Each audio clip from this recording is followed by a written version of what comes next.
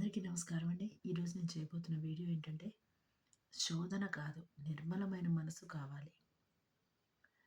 ఇది ప్రతి పనిలో అవసరమేనండి. చదువులో అవసరమే.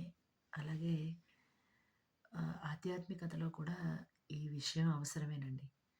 ప్రతిదాన్ని లోతుగా తెలుసుకోవాలనే ఒక అంటే డౌట్స్ ఉండకూడదా అండి? అర్థం చేసుకొని కదా చెయ్యాలి ఏ పనైనా అంటే, అవునండి నిజమే. కానీ అలాగే లోతుగా తెలుసుకోవడం ఎంత అవసరమో, అతిగా తెలుసుకోవడం కూడా అంతే అనర్థదాయకమని కూడా తెలుసుకోవాలి. ఎంత అవసరమో అంత మాత్రం తెలుసుకుంటే చాలండి. ఎందుకంటే అతిగా తెలుసుకున్న కొద్దీ ఇంకొంచెం తెలుసుకుంటే దీనిలో ఇంకేం దొరుకుతుందో అనే ఒక ఆశ, తృప్తి లేనితనం పెరిగిపోతాయి. అలా పెరిగిన కొద్దీ మనం ఏం చేస్తామంటే లేనిపోని ఆలోచనలని మనసులోనూ, బుర్రలోనూ పెట్టుకుంటూ చేయవలసిన పనిని వదిలేసి అనవసరమైన విషయాలని వెతుకుతూ ఉంటామనమాట. అది భగవంతుడి విషయంలో కూడా ఎలాగా దాన్ని అన్వయం చేసుకోవాలి అంటే, కొందరుంటారు. భగవంతుడిని నమ్మడం వదిలేసి ఆయన్ని పరీక్షిస్తూ ఉంటారు. భగవంతుడు నిజంగా ఉంటే మాకీ పని చేస్తాడు. లేదు మేము ఇన్నాళ్లుగా చేసిన భక్తి నిజమే అయితే అదే భక్తి చేయడం అని అనకూడదు తప్పు.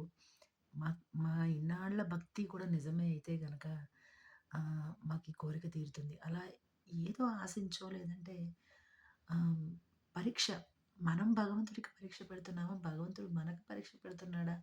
ఇలాంటి వాళ్ళని చూస్తే డౌటొస్తుంది. శోధించడం ఏమిటండి భగవంతుడిని?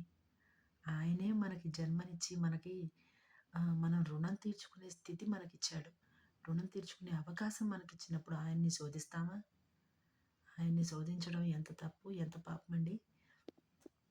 అది ఒక ఆధ్యాత్మికతలోనే కాదు, అన్ని విషయాల్లోనూ అంతే. నేనిందాక చెప్పినట్లుగా ఏదైనా అతిగా తెలుసుకోవడం అనర్థదాయకం.